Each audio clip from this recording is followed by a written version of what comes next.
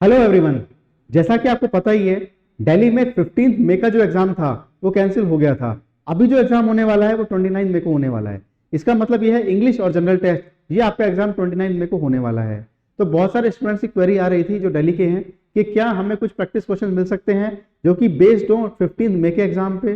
तो हाँ, उन्हीं की डिमांड पे हम कुछ क्वांटिटेटिव एप्टीट्यूड के क्वेश्चंस लेके आए हैं। जो उनकी सबसे ज्यादा डिमांड थी कि इस क्वेश्चंस में, इस टाइप के क्वेश्चंस हमें दिक्कत आती है, तो क्या कुछ हम प्रैक्टिस क्वेश्चंस कर सकते हैं जो उन्हीं के एग्जाम के, जो आपका 15 मई का एग्जाम हुआ है उसी के बेसिस पे हो। सो उन्हीं की डिमांड पे कुछ क्वेश्चंस करने वाले हैं ताकि आपको हेल्प मिल सके।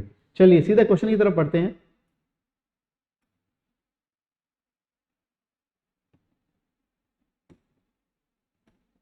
तो पहला जो हमारा क्वेश्चन है यहाँ पे, that is what will come in place of question mark. तो यहाँ पे आपके पास एक सिंप्लीफिकेशन ऑफ क्वेश्चन है, वो आपको सॉल्व करना पड़ेगा। बहुत ही इजी क्वेश्चन है, देखते हैं कैसे सॉल्व होगा। चलिए, तो यहाँ पे आपके पास इसमें सबसे पहले बॉड मास लगेगा।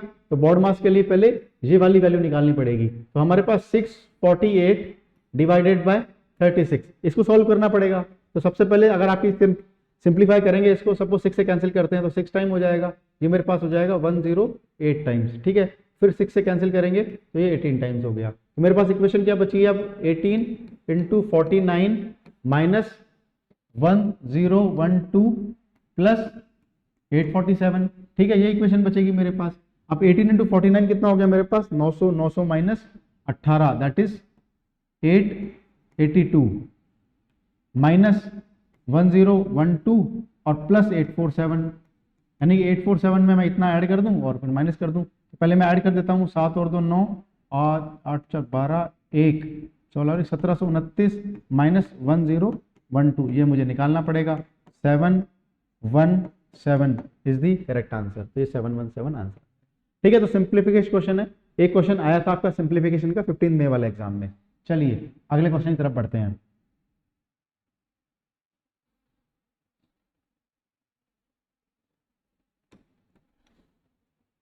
नेक्स्ट क्वेश्चन आपके पास, the greatest number out of 4 digits which is divisible by 15, 25, 40 and 75।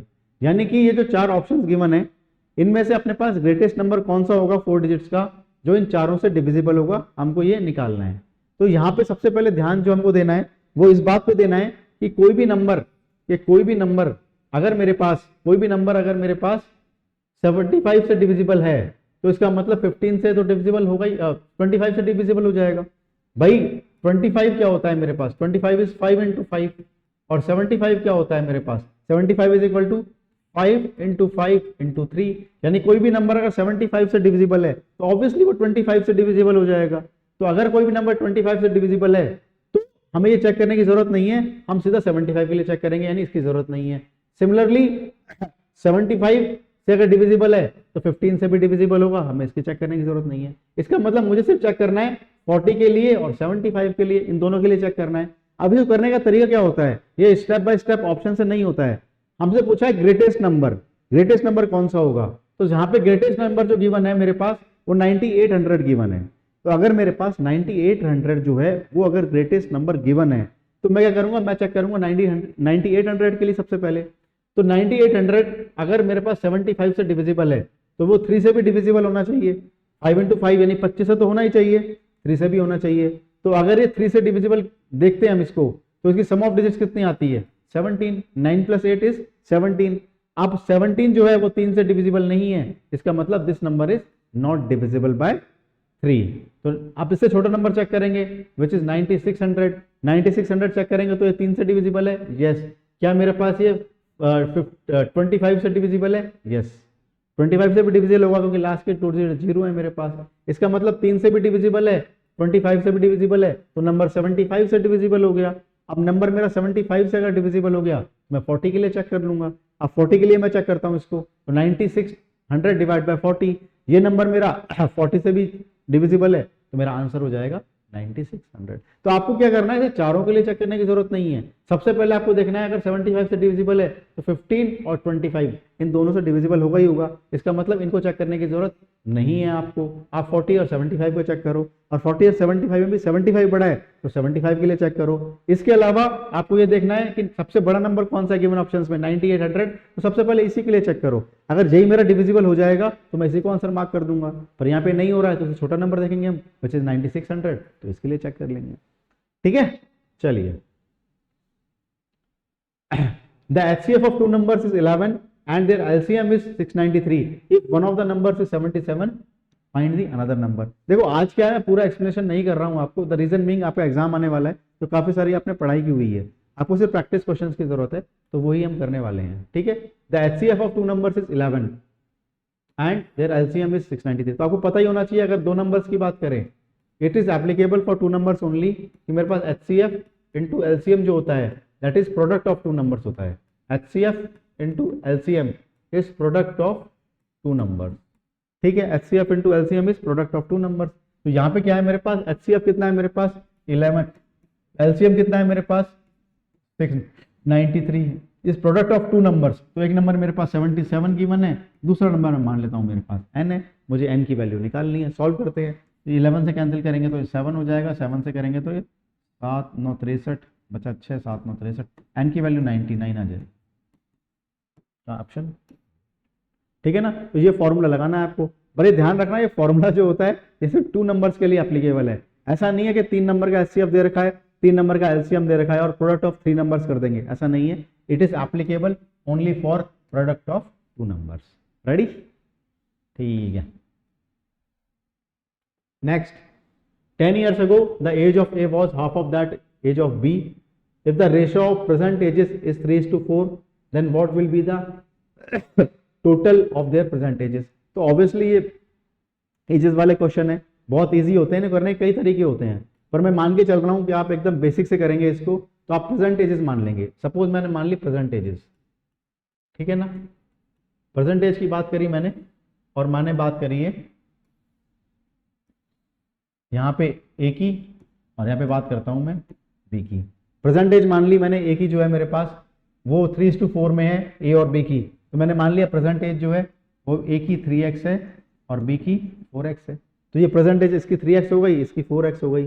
ठीक है, 10 years ago किसकी एज होगी 3x - 10, इसकी एज कितनी होगी 4x - 10, इसकी 3x - 10 हो गई, इसकी 4x - 10 हो गई। Ratio of their present ages is 3:4 ages है।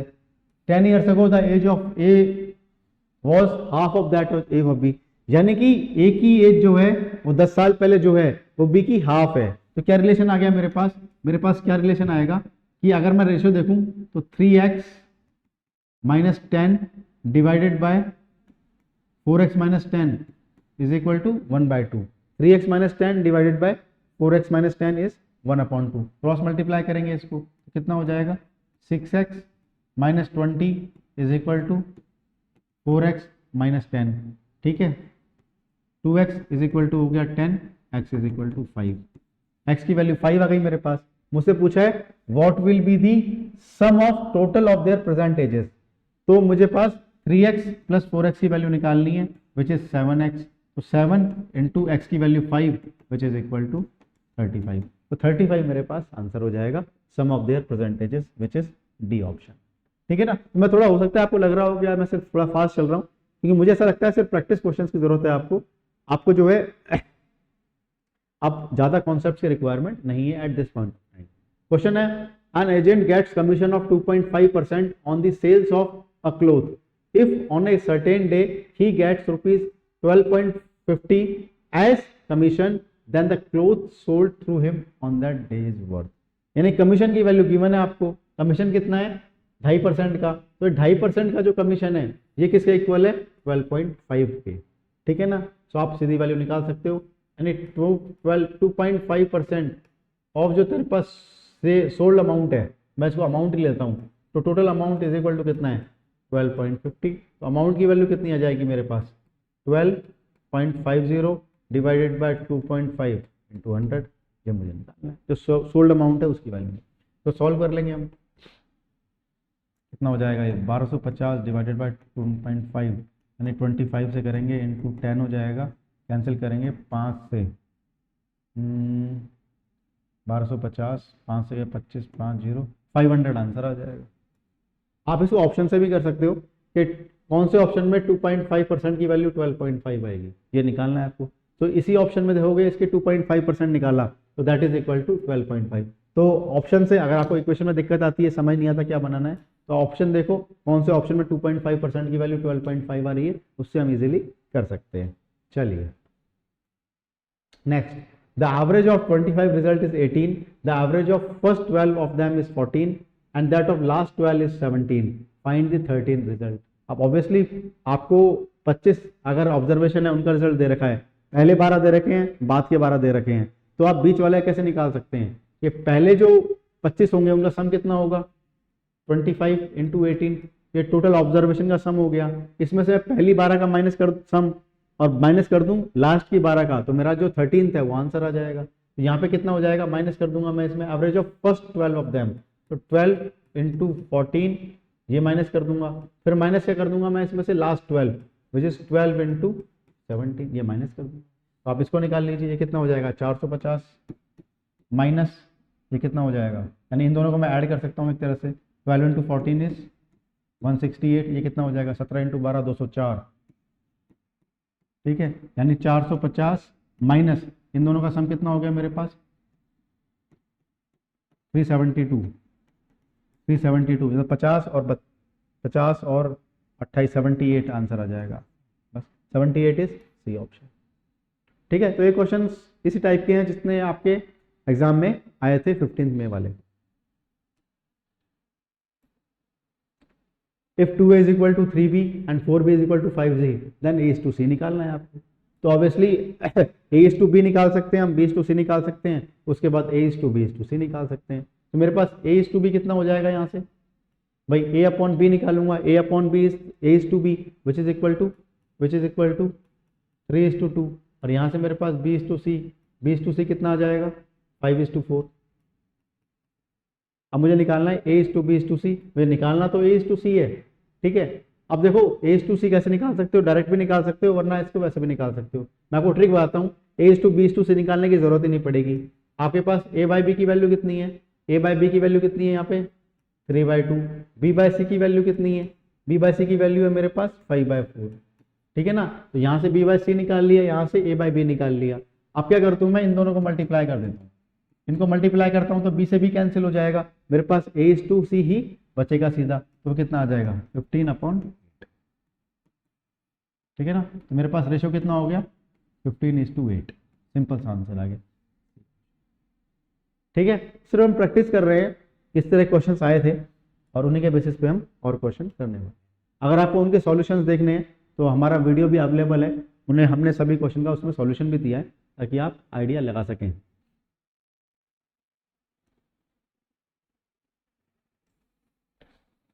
चलिए, A and D starts business investing rupees इतना एंड इतना out of the total profit और रुपीज इतना डी शेयर इज।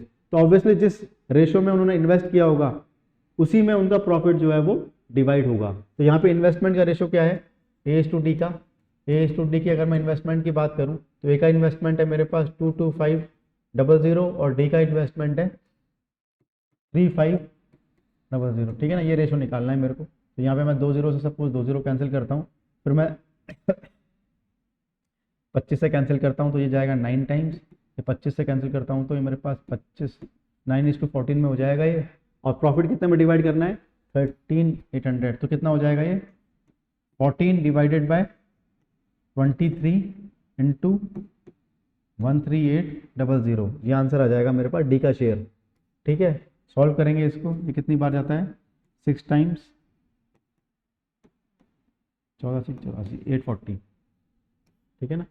8400 यहाँ पे, 1 0 थोड़ा यहाँ पे कैलकुलेशन में गलत हो गया, ठीक है। तो इस रेशियो में डिवाइड हो जाएगा। आज फिर भी हमने थोड़े इजी लेवल क्वेश्चन ले रहे हैं, अब और जो वीडियोस आएंगे थोड़े डिफिकल्ट लेंगे ताकि पेपर अगर आपका जो आया है अगर वो थोड़ा इजी आ जाए तो इस तरह के क्वेश्चंस होंगे, और उससे थोड़ा डिफिकल्ट आएगा जो पेपर आया है तो उससे आपको डिफिकल्ट की प्रैक्टिस हो जाएगी। तो इजी और डिफिकल्ट दोनों क्वेश्चन की प्रैक्टिस आपको इजीली हो जाएगी। अब जैसे ये क्वेश्चन है,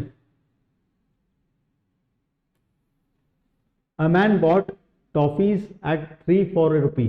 इसका मतलब क्या है, उसने 1 रुपए की 3 टॉफीज खरीदी हैं एट 3 फॉर ए रुपी। इसका मतलब हुआ कि उसने 1 रुपए दिया और 3 टॉफी ली है। How many for a rupee must he sell to gain 50%। यानी कि उसने 1 रुपए की 3 टॉफीज खरीदी हैं। अगर इस ट्रांजैक्शन में उसे 50% का प्रॉफिट लेना हो, यानी बेचने के बाद 50% का प्रॉफिट लेना हो, तो उसे 1 रुपए में कितनी टॉफीज निकालनी होंगी, ये आपको पूछा गया है। तो यहाँ पे 1 रुपए कितनी टॉफी गई है, 3, यानी पर टॉफी का प्राइस कितना हो गया, 1/3। एक टॉफी का प्राइस 1/3 हो गया ना भाई। 1 रुपए की 3 टॉफी है, यानी 3 टॉफी 1 रुपए की, एक टॉफी कितने की हुई, 1/3 की।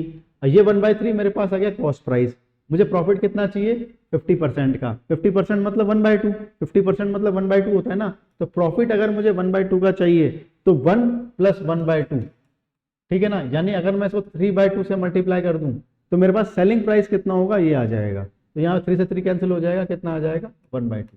यानी कि उसका सेलिंग प्राइस कितना होगा, 50 पैसे। 1/2 रुपीज हो गया ना। यानी अगर आपको 50% का प्रॉफिट चाहिए हो तो आपको एक जो टॉफी है वो 50 पैसे की बेचनी होगी, यानी 1/2 रुपीज की बेचनी होगी। अगर एक टॉफी आपको 50 पैसे की बेचनी है तो आपसे पूछा है कि 1 रुपए में कितनी टॉफी बेची जाएंगी, how many for a rupee must sell. तो how many for a rupee आपको पूछा गया है, तो how many for a rupee मतलब 1 रुपए में कितनी। अगर 50 पैसे की एक टॉफी है तो 1 रुपए कितनी टॉफी होगी आपके पास, 2 टॉफी। ठीक है, तो 1 रुपए में आप 2 टॉफी बेचेंगे तो आपका 50% का प्रॉफिट होगा इस क्वेश्चन के हिसाब से। चलिए नेक्स्ट टाइम एंड नंबर का क्वेश्चन है हमारा।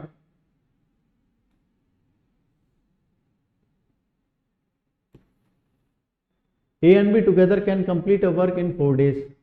If A alone can complete the same work in 12 days, then how many days B alone can complete the work? Simple सा फॉर्मूला भी है इसका, ठीक है ना। कितना हो जाएगा, 4 × 12 डिवाइडेड बाय 12 - 4, कितना हो जाएगा, ये कितना हो जाएगा, 4 × 12 डिवाइडेड बाय 8, ये आंसर आ जाएगा। 48 डिवाइड बाय 6 आ जाएगा, 6 डेज में आंसर हो जाएगा। सिंपल फॉर्मूला बेस्ड क्वेश्चन ही है। तो आज जो क्वेश्चन दे रहा हूं मैं आपको, वो जो क्वेश्चन पेपर आया था उससे थोड़ा सा लो लेवल दे रहा हूं आपको। अब जो वीडियोस आएंगे आपके पास, उसमें से एक भी जो पेपर आएगा वो लो लेवल नहीं होगा। आपके पास सारे जो है वो डिफिकल्ट लेवल क्वेश्चन ही होंगे और उनकी लाइव क्लासेस भी होगी, ठीक है ना। टाइमिंग आपको अनाउंस कर दिया जाएगा। अगर वो लाइव क्लासेस के आप 3 वीडियो भी अटेंड कर लेंगे तो मान के चलिए क्वांटिटेटिव एप्टीट्यूड के आप सारे क्वेश्चन कर पाएंगे। चलिए, the simple interest at x% for x years will be ₹x on a sum of, ठीक है। तो ये पूछा गया है हमसे, आपको सिंपल इंटरेस्ट की जो रेट है वो x% है, x ईयर्स के लिए है और ₹x on a sum of, यानी प्रिंसिपल की वैल्यू पूछी है। तो पता है आपको सिंपल इंटरेस्ट का फॉर्मूला क्या होता है, principal into rate into time divide by 100। ये हमसे पूछा गया है। अब इसमें प्रिंसिपल हमको निकालना है, बाकी सारी जो वैल्यूज हैं वो x हैं, यानी सिंपल इंटरेस्ट कितना निकल के आ रहा है, x। तो x will be equal to principal मुझे निकालना है, रेट ऑफ इंटरेस्ट भी x है, टाइम भी x है, डिवाइड बाय 100, ये मुझे निकालना है। x से x कैंसिल हो जाएगा, p की वैल्यू कितनी आ जाएगी, 100 डिवाइड बाय, ठीक है, प्रिंसिपल की वैल्यू आ जाएगी 100 डिवाइड बाय x। कौन सा ऑप्शन हो गया मेरे पास, बी ऑप्शन। चलिए, सिर्फ पढ़ाई की बात करेंगे आज, और कोई बातें नहीं चल रही हैं, ठीक है। One side of a rectangular field is 15 metres and one of the its diagonals is 17 metres, find the area of the field. पहले डायग्राम बना लेते हैं ताकि आपको और क्लैरिटी हो जाएगी कैसे करना है क्वेश्चन। चलिए डायग्राम देखते हैं। One side of a rectangular field is 15, ये रेक्टेंगुलर फील्ड है आपकी जिसकी एक साइड है आपकी 15, ठीक है ना, मान लो ये वाली 15 है, and one of its diagonal is 17। Obviously दोनों डायगोनल की लेंथ सेम ही रहती है, तो यहाँ पे देखें तो ये राइट एंगल ट्राइंगल हो जाएगा। अब इसमें डायगोनल जो है 17 है, ये 15 है, तो आप सॉल्व करेंगे 8, 15 और 17, मेरे पास पाइथागोरन ट्रिपलेट होता है, तो ये साइड निकल के मेरे पास 8 आ जाएगी। आपसे पूछा है find the area of the field. अब ये रेक्टेंगल है, रेक्टेंगल का एरिया क्या होता है, लेंथ इनटू ब्रेड्थ, यानी कितना आ गया 120, तो 120 मेरे पास आंसर हो जाएगा, ठीक है। चलो आगे। The base of a parallelogram is twice its height. If the area of parallelogram is 72, then you have to find its height. पहले डायग्राम बना लेता हूं मैं ताकि आपको क्लियर हो जाएगा। ये पैरेललोग्राम क्या होता है, opposite sides equal and parallel होती हैं। तो ये मैंने पैरेललोग्राम बना लिया। The base of parallelogram is twice its Heights, the base of parallelogram, the base of parallelogram is twice it Heights. मान लेता हूँ ये x मान लिया मैंने, ये कितना हो जाएगा मेरे पास 2x, और एरिया पूछा है आपको। अब आपको पता है कि पैरेललोग्राम का क्या होता है, एरिया बेस इनटू हाइट, ये मेरे पास एरिया होता है। यहाँ से कितना हो जाएगा x इंटू 2x, उसकी वैल्यू कितनी दे रखी है मेरे को 72, यहाँ से ये कैंसिल हो गया है, कितना आ गया 36, मेरे पास x square is equal to 36 है, तो x की वैल्यू कितनी आ जाएगी 6, x की वैल्यू 6 आ गई है। उससे पूछा गया फाइंड इट हाइट, तो हाइट तो x ही है, तो x की वैल्यू निकले कितनी आई है मेरे पास 6, ये 6। अगर मुझसे बेस पूछता तो 2x हो जाती यानी 12 होता, पर 12 ऑप्शन में नहीं है तो कन्फ्यूजन की जरूरत ही नहीं है। चलिए next, two pipes A and B can fill a tank in 20 minutes and 30 minutes respectively.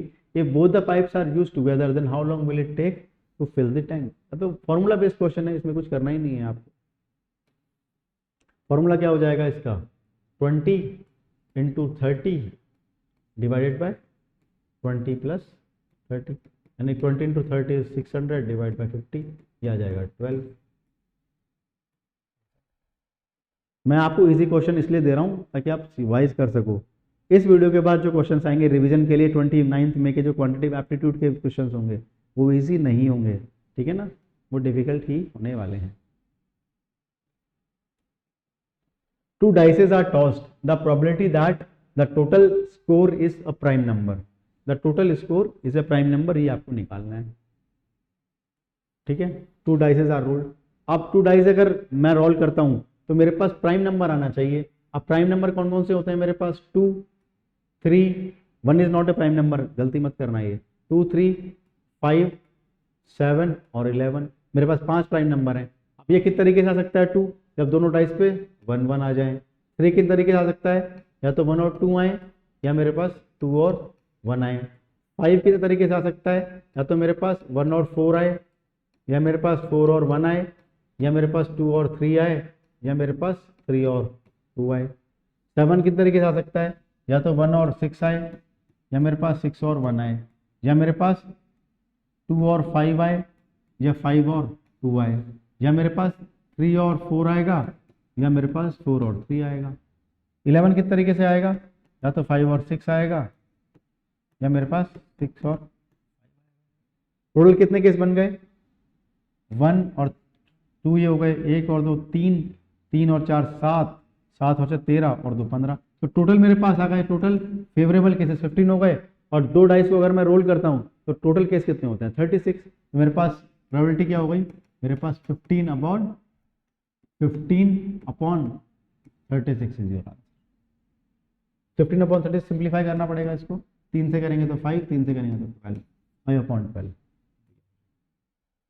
ठीक है। तो ये आपको इस तरह से केसेस निकाल लोगे, केस निकाल के बस ये आपको पता होना चाहिए प्राइम नंबर कितने होते हैं 1 से 12 के बीच में, ठीक है, क्योंकि सम तो मैक्सिमम 12 आ सकता है ना, उससे ज़्यादा सम तो आ ही नहीं सकता है।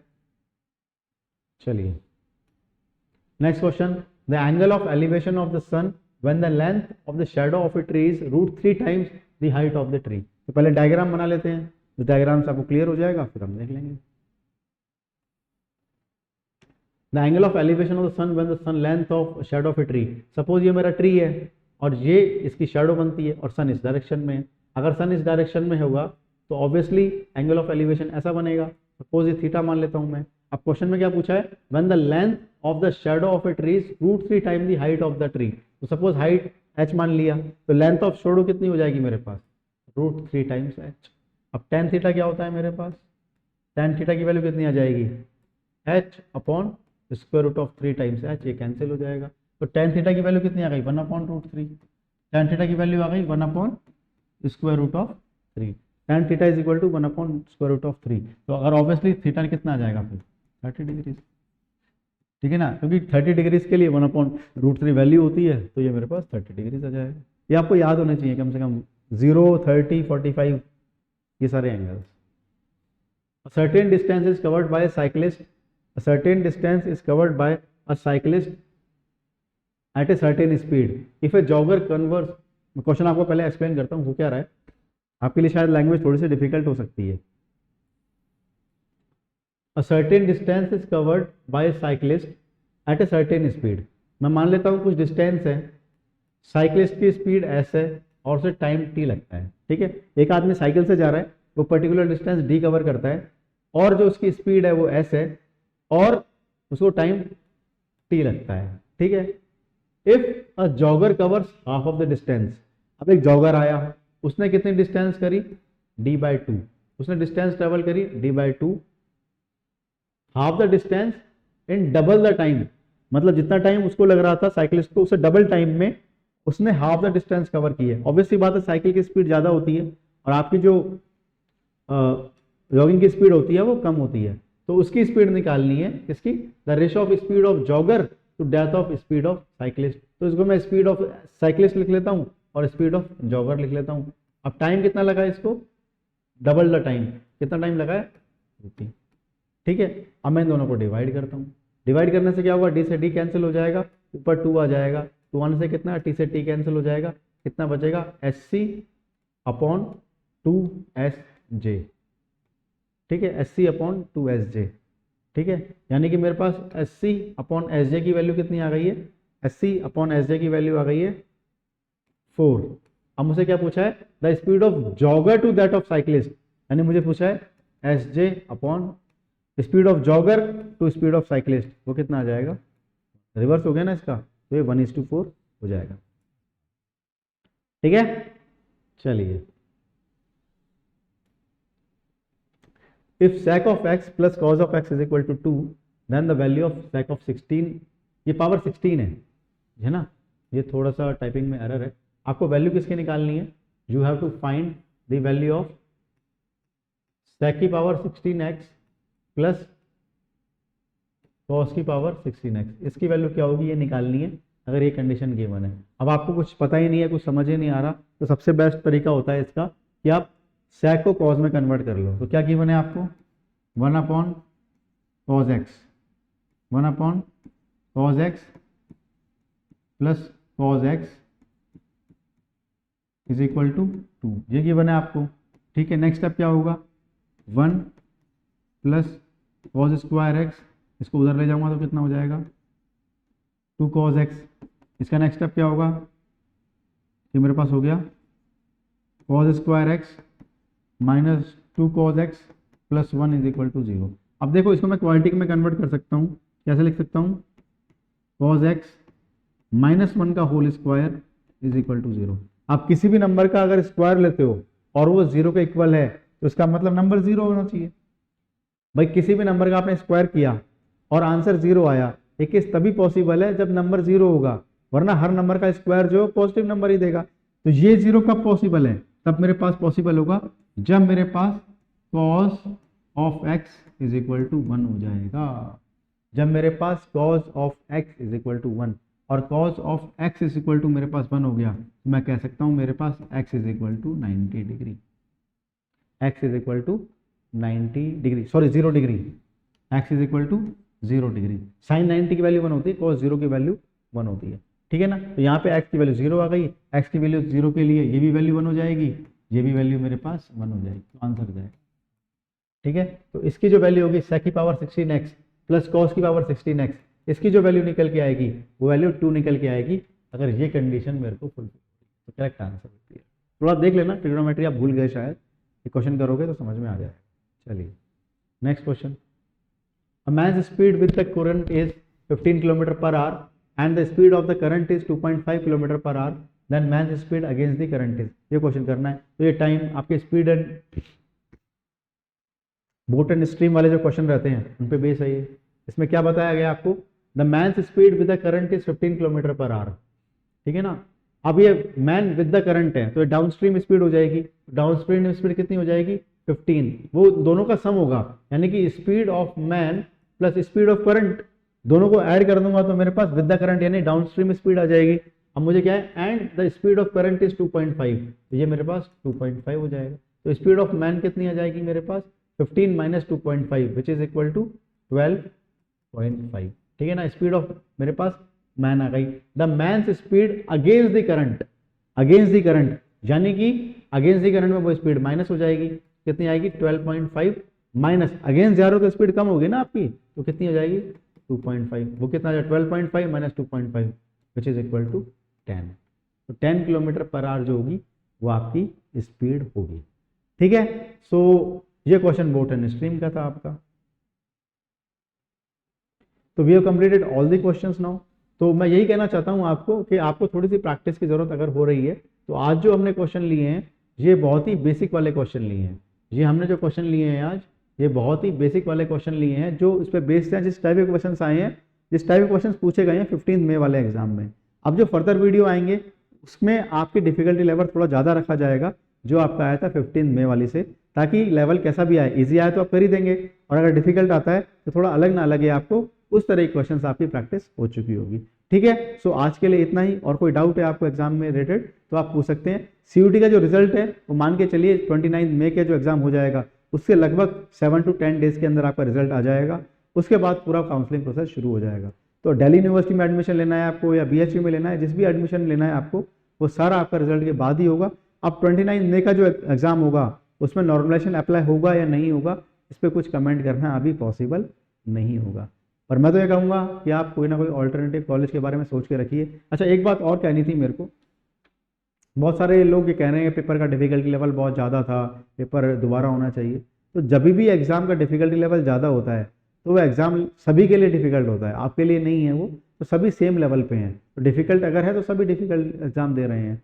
हाँ, कुछ जगह ये प्रॉब्लम आ रही है, किसी को टाइम कम मिला था, जो आपका 1 घंटे का एग्जाम है किसी को 45 मिनट्स मिले हैं, किसी को 15 मिनट पहले ही आपको पेपर दिया गया है, किसी को 10 मिनट पहले ओएमआर शीट दी गई है। तो ये जो कोऑर्डिनेशन खराब हुआ है इसके लिए तो ऑब्वियसली जो ऑर्गेनाइजेशन एजेंसी है वो जिम्मेदार है इसकी। अब इसे कैसे सॉर्ट आउट होता है वो वही देखेंगे, लेकिन हमारा काम पढ़ाई करना है और हम उससे अच्छे से करते रहेंगे। और पेपर के डिफिकल्टी लेवल कितना भी हो हमें उससे फ़र्क नहीं पड़ना चाहिए, मुझे इतना ही कहना है। Wish you good luck for future exams.